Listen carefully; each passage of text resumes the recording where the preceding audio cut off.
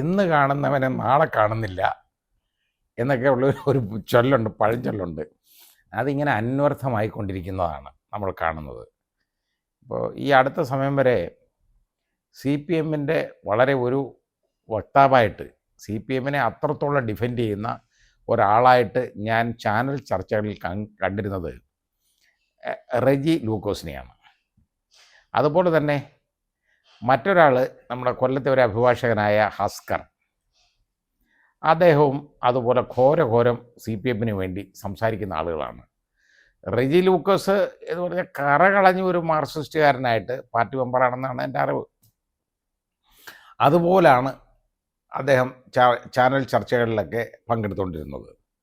മാത്രമല്ല, എന്തെങ്കിലുമൊക്കെ ഇപ്പം ഞാനൊക്കെ പോലും എന്തെങ്കിലുമൊക്കെ ഒന്ന് പറഞ്ഞു കഴിഞ്ഞാൽ ചിലപ്പോൾ നോക്കുമ്പോൾ അത് ഈ സി പി എമ്മിനെതിരായിട്ട് ഒക്കെ മാറുന്ന ഒരു വർത്തമാനമാണ് നമ്മുടെ ഭാഗത്തു നിന്ന് ഉണ്ടാകുന്നെന്നുണ്ടെങ്കിൽ ശക്തിയുക്തം അതിനെ എതിർത്തിരുന്ന ഒരാളാണ് റെജി ലൂക്കോസ്. പക്ഷേ റെജി ലൂക്കോസിൽ ഈ അടുത്ത സമയത്തായിട്ട് ഞാൻ കണ്ടത് ഒരു ചെറിയ ഒരു മൗനം ഞാൻ കണ്ടു. അപ്പോഴും ഞാൻ ഇത്രത്തോളം ഒരു കടുത്ത നടപടി റെജി ലൂക്കോസിൽ നിന്ന് ഞാൻ പ്രതീക്ഷിച്ചില്ല. അപ്പോൾ ഈ ഞാൻ കണ്ടതെന്ന് പറഞ്ഞാൽ, എനിക്ക് തോന്നുന്നത് ശബരിമല സ്വർണ്ണക്കൊള്ളയെ സംബന്ധിച്ചിടത്തോളം ഒരു ചർച്ചയിൽ ഏഷ്യാനെറ്റ് ന്യൂസിലാണെന്നാണ് എൻ്റെ ഓർമ്മ. അപ്പോൾ അതിൽ അഭിപ്രായം പറഞ്ഞു കഴിഞ്ഞപ്പോൾ അന്ന് റെജി ലൂക്കോസ് വളരെ മയപ്പെട്ട രീതിയിലാണ് അതിൽ സംസാരിച്ചത്. അപ്പോൾ ഞാൻ ആലോചിച്ചു, ഈ റെജി ലൂക്കോസിന് എന്ത് പറ്റി?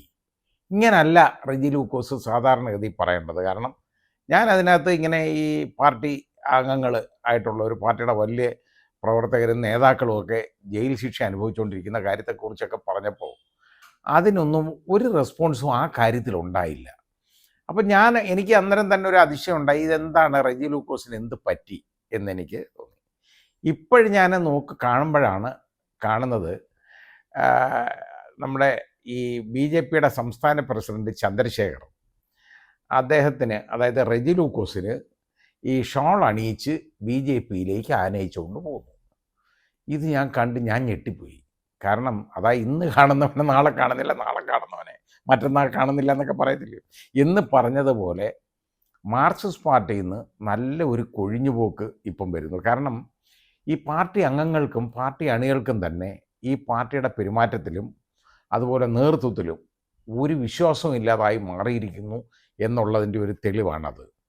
അതേപോലാണ് ശ്രീ ഹസ്കർ ഇടത് സഹയാത്രികൻ എന്നുള്ള രീതിയിൽ ചാനൽ ചർച്ചകളിൽ പങ്കെടുക്കുന്ന ആണ്. ഹസ്കർ ഇരുന്ന ചർച്ചകളിലൊക്കെ ഞാൻ ഇരുന്നിട്ടുണ്ട്. ഞാൻ നിവർത്തി ഉണ്ടെങ്കിൽ രാഷ്ട്രീയക്കാരുള്ളപ്പോൾ അതിനകത്ത് ഞാൻ ഇരിക്കാറില്ല. എന്നെ അങ്ങനെ അവർ ഇരുത്താറുമില്ല. അപ്പോൾ അത് പറയും എൻ്റെ അടുത്ത് രാഷ്ട്രീയക്കാരുണ്ടെങ്കിൽ. എന്നാലും ഹസ്കറെയൊക്കെ ഞാൻ എപ്പോഴും ശ്രദ്ധിക്കുന്ന ഒരു മുഖമാണ് ഹസ്കറിൻ്റെത്. പക്ഷേ ഞാൻ ഞെട്ടിപ്പോയൊരു സംഭവം, ഹസ്കർ ഒരു 2 ദിവസം മുമ്പുള്ള ആ ചർച്ചയിൽ ഏഷ്യാനെറ്റ് ന്യൂസിലാണെന്ന്, ന്യൂസ് അവറിലാണെന്നാണ് എൻ്റെ ഓർമ്മ. അതിൽ അദ്ദേഹം പറഞ്ഞ 1-2 കാര്യങ്ങൾ നിശിതമായിട്ട് അദ്ദേഹം ഈ വെള്ളാപ്പള്ളി നടേശനെ വിമർശിച്ചു. അതിനോടൊപ്പം വെള്ളാപ്പള്ളി നടേശനെ കാറിൽ കയറ്റി കൊണ്ടുപോയതിനെ സംബന്ധിച്ച്, അതായത് ശ്രീ പിണറായി വിജയൻ കാറിൽ കയറ്റി കൊണ്ടുപോയതിനെ വളരെയധികം വിമർശന വിധേയമായിട്ട് വിമർശിച്ചുകൊണ്ട് സംസാരിക്കുന്നേ കണ്ടു. അപ്പോൾ ഞാൻ ഞെട്ടിപ്പോയി, ഇത് ഹസ്കറിന് എന്ത് പറ്റി എന്ന്. പക്ഷേ പിന്നെ ഹസ്കറിൻ്റെയൊക്കെ പെരുമാറ്റത്തിൽ നിന്നൊക്കെ മനസ്സിലായത്, ഹസ്കർ ടോട്ടലി ഡിസാറ്റിസ്ഫൈഡ് ആണ്, വളരെ അസംതൃപ്തനാണ് ഈ പാർട്ടിയുടെ പല തീരുമാനങ്ങളിലും നടപടികളിലും എന്ന് മനസ്സിലായി. അപ്പോൾ ഇത് നോക്കിയപ്പോൾ ഇപ്പം ഹസ്കറിന് ഒരു അന്ത്യശാസനം കൊടുത്തേക്കാണ് CPM. അതായത് CPMൻ്റെ ആളെന്നുള്ള നിലയ്ക്ക് ചാനൽ ചർച്ചകളിൽ ഇനി CPMൻ്റെ നിലപാടുകളെ എതിർത്ത് സംസാരിക്കാൻ പാടില്ല എന്ന്. ഇത് CPMൻ്റെ നിലപാടാണോ? വെള്ളാപ്പള്ളി നടേശനെ കാറിൽ കയറ്റിയെന്ന് പറഞ്ഞത് സാധാരണ പറയും ഒരു ഫ്രണ്ട്ഷിപ്പാണെന്ന് പറയും. അപ്പോൾ ഹസ്കർ പറയുന്നതിൽ കാര്യമുണ്ട്. പാർട്ടിയുടെ നിലപാടാണ് പറഞ്ഞേക്കുന്നത്. ഹസ്കർ പറയുന്നത് പാർട്ടിയുടെ നിലപാടെന്ന് പറയുന്നത് സർക്കാർ കൊടുക്കുന്ന വാഹനത്തിൽ ബന്ധുക്കളെയോ അടുപ്പക്കാരെയോ കൂട്ടുകാരെയോ ഒന്നും കയറ്റി കൊണ്ടുപോകാൻ പാടില്ല എന്നുള്ളതാണ്. ഇത് വെള്ളാപ്പള്ളി നടേശൻ എനിക്ക് തോന്നുന്നത് ശ്രീ പിണറായി വിജയൻ്റെ ബന്ധു അല്ലെന്നാണ് എനിക്ക് തോന്നുന്നത്. അങ്ങനെ ബന്ധം പറഞ്ഞു കേട്ടിട്ടില്ല. പക്ഷേ കൂട്ടുകാരൻ എന്ന് പറഞ്ഞു കഴിഞ്ഞാൽ അടുപ്പക്കാരൻ എന്നുള്ളതാണ്. ഇപ്പോൾ അവർ ഒന്നിച്ച് വളരെ കാര്യമായിട്ട് പരസ്പരം അങ്ങോട്ടും ഇങ്ങോട്ടും വളരെ പുകഴ്ത്തലും ഒക്കെ ആയിട്ട് നടക്കുന്ന ആളുകളാണ്. അപ്പോൾ അതിനകത്തൊരു സുഹൃത്ത് ബന്ധമുണ്ട്. അങ്ങനെ സുഹൃത്തിനെ കയറ്റിക്കൊണ്ടുപോകാനുള്ള സാധനമല്ല മുഖ്യമന്ത്രിയുടെ കാറെന്ന് പറയുന്നത്, ജനങ്ങളുടേതാണ്, സർക്കാരിൻ്റെതാണ്. അത് തെറ്റാണ് ചെയ്തത് എന്ന് പറഞ്ഞു, ഞാനും പറഞ്ഞിട്ടുണ്ട്. അപ്പോൾ അത് ഹസ്കർ വളരെ അധികം വളരെ ശക്തമായിട്ട് അങ്ങ് അത് പറയാനിടയായപ്പോൾ ഞാൻ ചിന്തിച്ചു, ഇതെന്ത് പറ്റി ഹസ്കറിനെന്ന്. പക്ഷേ ഹസ്കർ പറയുന്നത് ശരിയായ കാര്യമാണ്, സത്യമാണ്. സത്യസന്ധമായ ഒരു നിരീക്ഷണവും വിമർശനവുമാണ് ഹസ്കർ നടത്തിയത്. അത് പാർട്ടിക്ക് ഇഷ്ടപ്പെടത്തില്ല.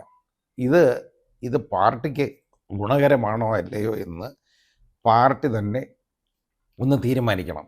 ഇപ്പോൾ ഇവിടെ നമ്മൾ നോക്കുമ്പോൾ നമ്മൾ കാണുന്നത്, ഇപ്പോൾ റെജി ലൂക്കോസ് ബി ജെ പിയിലേക്ക് പോയി. ബി ജെ പിയിലേക്ക് പോയതിനല്ല ഞാൻ കുറ്റം പറയുന്നത്, ഇങ്ങനെ ബി ജെ പിയിലേക്ക് കുറേ ആളുകൾ പോയിട്ടുണ്ട്. ആ പോയവരെല്ലാം കൈ പൊള്ളിയിട്ടേ ഉള്ളൂ. അവർക്കൊന്നും വയ്യ, അവർക്ക് പിന്നെ എങ്ങോട്ടും പോകാനില്ല, ഒരു തിരിച്ചുവരവ് അവർക്ക് പോസിബിളും അല്ല. അതുപോലെ കുറേ ആളുകളെ നമ്മൾ കണ്ടു. പത്മജ കോൺഗ്രസിൻ്റെ വലിയ പ്രവർത്തകയായിരുന്നു, ശ്രീ കെ കരുണാകരൻ്റെ മകളായിരുന്നു, ശ്രീ മുരളീധരൻ്റെ സഹോദരിയാണ്. പത്മജയ്ക്ക് കഴിഞ്ഞ തവണ അവിടെ മത്സരിക്കാനൊക്കെ തൃശ്ശൂർ സീറ്റ് കൊടുത്തു, പക്ഷേ അവർ പരാജയപ്പെട്ടു. അവർക്ക് എന്ത് നഷ്ടം ഈ പാർട്ടി ഉണ്ടാക്കിയെന്നുള്ളത് എനിക്കറിയില്ല, ആർക്കും അറിഞ്ഞൂടാ, അവർക്കും അറിയാമെന്ന് ഞാൻ വിശ്വസിക്കുന്നില്ല. പിന്നെ പാർട്ടി അവരെ അങ്ങനെ ചെയ്തു ഇങ്ങനെ ചെയ്തെന്നും പറഞ്ഞ് കഴിഞ്ഞ തവണ ബി ജെ പിയിലേക്ക് അങ്ങ് പോയി. ഏതാണ്ട് വലിയ ഓഫർ ഉണ്ടെന്നാണ് പറഞ്ഞിരുന്നത്, എവിടോ ഗവർണറാക്കുമെന്നോ അല്ലെങ്കിൽ അതേപോലെ രാജ്യസഭയെ കൊണ്ടുപോകുന്നോ ഏതാണ്ടൊക്കെ പറഞ്ഞതായിട്ട് പറയപ്പെടുന്നു. അതിനെക്കുറിച്ചും എനിക്കറിയില്ല. എന്നാലും സംഭവം എന്തോ ഓഫറുണ്ട്, അല്ലെങ്കിൽ പത്മജ അന്ന് അതിലോട്ട് പിടിച്ചു പോകത്തില്ല. പത്മജ ഇപ്പോൾ എവിടാ? പത്മജ ഇപ്പോൾ എയറിലാണ്. എങ്ങോട്ട് പോവും ഇനി?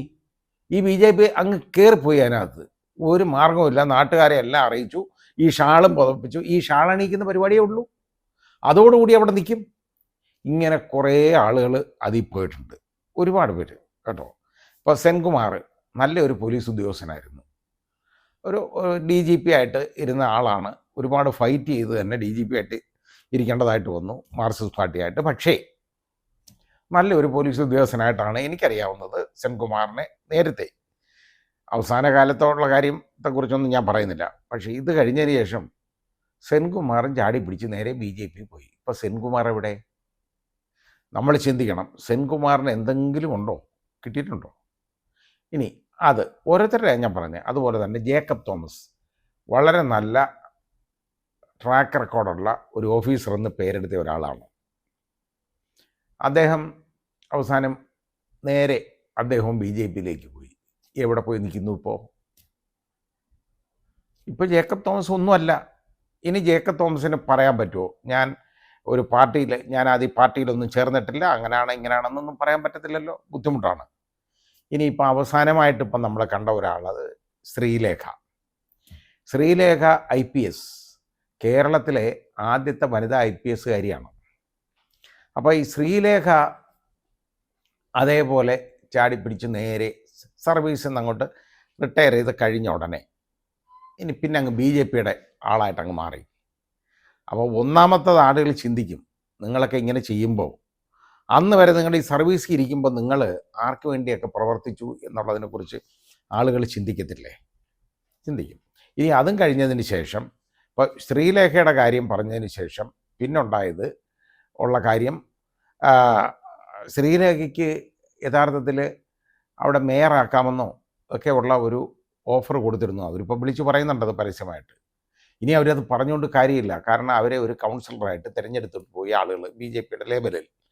അപ്പോൾ അവർ അതിലങ്ങ് കയറിപ്പറ്റി മേയറുമായില്ല, ഡെപ്യൂട്ടി മേയറുമായില്ല, ഒന്നുമായില്ല, ഒരു വെറും കൗൺസിലറായിട്ട് മാത്രം അവിടെ ശ്രീലേഖ IPS ഇരിക്കേണ്ട ഗതികേടിലാണ്. ഇനി ശ്രീലേഖയ്ക്ക് പറയാൻ പറ്റുമോ? അപ്പോൾ വട്ടിയൂർക്കാവിൽ അവരെ നിർത്തി ഒരു ഒരു ഒരു ഒരു പരീക്ഷണം നടത്താൻ. അങ്ങനെ പരീക്ഷണ വസ്തുവാണോ ശ്രീലേഖ?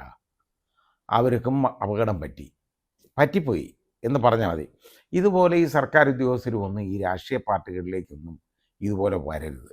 വന്നു കഴിഞ്ഞാൽ നിങ്ങൾ ഈ ചെയ്ത നിങ്ങളുടെ സേവനമെല്ലാം വൃഥാവിലാവും, വെള്ളത്തിലായി. ആരും പിന്നെ നിങ്ങളെ ശ്രദ്ധിക്കത്തില്ല. ആ രീതിയിലാകും കാര്യം. ഏതായാലും ശരി, ഇനിയിപ്പോൾ റെജി ലൂക്കോസ് പോയി, കഷ്ടമായിപ്പോയെന്നേ ഞാൻ പറയുന്നുള്ളൂ.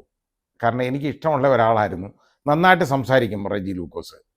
അത് അദ്ദേഹത്തിൻ്റെ രാഷ്ട്രീയ ചായ്വ് അന്ന് CPMൻ്റെ അടിയുറച്ച ഒരു വിശ്വാസി എന്നുള്ള നിലയ്ക്ക്, അതിനകത്തുള്ള ഒരു അംഗം എന്നുള്ള നിലയ്ക്ക് ആ പാർട്ടി നന്നായിട്ട് ഡിഫെൻഡ് ചെയ്തുകൊണ്ടിരുന്നു ചർച്ചകളിലൊക്കെ. അപ്പോൾ അതൊരു നല്ല മുഖമായിട്ടേ ഞാൻ കണ്ടിട്ടുള്ളൂ. കാരണം എനിക്കൊരു വിരോധമില്ല, എനിക്ക് ഇഷ്ടമേ ഉള്ളൂ ഇവരുടെ അടുത്തൊക്കെ.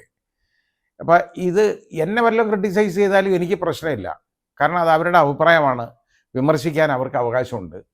പക്ഷേ ഈ റെജി ലൂക്കോസിന് വലിയ നഷ്ടമാണ് ഇതിൽ നിന്നുണ്ടായിട്ടുള്ളത് എന്നെനിക്ക് തോന്നുന്നു. റെജി ലൂക്കോസ് ഒന്നും അനങ്ങാതെ പാർട്ടിയെ തന്നെ അറിയിച്ചാൽ മതിയായിരുന്നു, ഞാൻ നിങ്ങളുടെ ചർച്ചയ്ക്കൊന്നും ഇനിയില്ല, നിങ്ങളുടെ വക്താവായിട്ട് ഞാൻ മാറുന്നില്ല എന്ന് വേണമെങ്കിൽ പറയാം. അതല്ലാതെ ഇതിലേക്ക് പോയിട്ട് ഇനി ഒരു തിരിച്ചുപോക്ക് പറ്റുമോ റെജി ലൂക്കോസിന്? ഈ റെജി ലൂക്കോസിന് ഈ ഷോൾ അണിയിച്ചതല്ലാതെ റെജി ലൂക്കോസിന് എന്ത് ചെയ്യും? ചിലപ്പോൾ റെജി ലൂക്കോസിനെ അവരിനി യൂസ് ചെയ്യാൻ ശ്രമിക്കും ഒരു വക്താവ് എന്നുള്ള നിലയ്ക്ക്. ഇന്ന് വരെ പറഞ്ഞതിനെ മാറ്റി റെജി ലൂക്കോസ് പറയുന്നത് വളരെ ബുദ്ധിമുട്ടല്ലേ? അങ്ങനെ ഒരാൾ ബന്ധപ്പെടുന്ന ഞാൻ കണ്ടിട്ടുണ്ട്. വളരെ വളരെ ബന്ധപ്പാടിലാണ്. പക്ഷേ ഇപ്പോൾ ആ ബന്ധപ്പാടൊക്കെ മാറി തുടങ്ങി. കാലം കഴിയുമ്പോൾ ഇതൊക്കെ മാറുമല്ലോ. നമ്മുടെ BJPയുടെ ഒരു വലിയ പ്രവർത്തനമായിരുന്ന ഒരാൾ കോൺഗ്രസിൽ ചേർന്നു, നമ്മൾ കണ്ടതാണ്. അദ്ദേഹം ഇപ്പോൾ കോൺഗ്രസിനെ സപ്പോർട്ട് ചെയ്ത് BJPയെ വിമർശിക്കാൻ ആകുമ്പോൾ നമ്മൾ ആദ്യമേ ഒരു വല്ലാത്തൊരു കണ്ണോടുകൂടി നോക്കും. പക്ഷേ ഇപ്പോൾ അത് മാറിയെന്ന് പറഞ്ഞു കഴിഞ്ഞാൽ ഇപ്പോൾ അദ്ദേഹം കോൺഗ്രസ്സുകാരനായിട്ട് തന്നെ മാറി. ഇപ്പോൾ അത് നമ്മൾ കാണുന്നതാണ്. ഈ ട്രാൻസിഷൻ, ഇതിന് വേണ്ടി റെജി ലൂക്കോസിന് ഇനി എത്ര നാൾ വേണ്ടി വരും? ഇത് ഒരു അപകടം പിടിച്ച തീരുമാനമായിപ്പോയില്ലേ, ഒരു എടുത്തിയാട്ടമായിപ്പോയില്ലേ എന്ന് റെജി ലൂക്കോസ് ആലോചിക്കണ്ടേ? ഇനി അത് പൊക്കോട്ടെ, കാര്യമില്ല, രാഷ്ട്രീയമല്ലേ. രാഷ്ട്രീയത്തിൽ അങ്ങനെ എന്നും ഒരു നിരന്തരമുള്ള ബന്ധുക്കളോ ശത്രുക്കളോ ഒന്നും ഇല്ല എന്നെല്ലാം പറഞ്ഞു കേൾക്കാം. അതുകൊണ്ട് ഏതായാലും റെജി ലൂക്കോസ് അങ്ങനെ ഒരു തീരുമാനം എടുത്തതായിട്ട് നമുക്ക് കരുതാം. എന്നാലും ഞാൻ ഞെട്ടിപ്പോയി, ഇല്ല എന്ന് പറയാൻ പറ്റുന്നില്ല.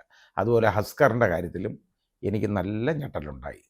ഏതായാലും ഇങ്ങനെയുള്ള ഓരോ കളികൾ നമുക്കിപ്പോൾ കാണാം.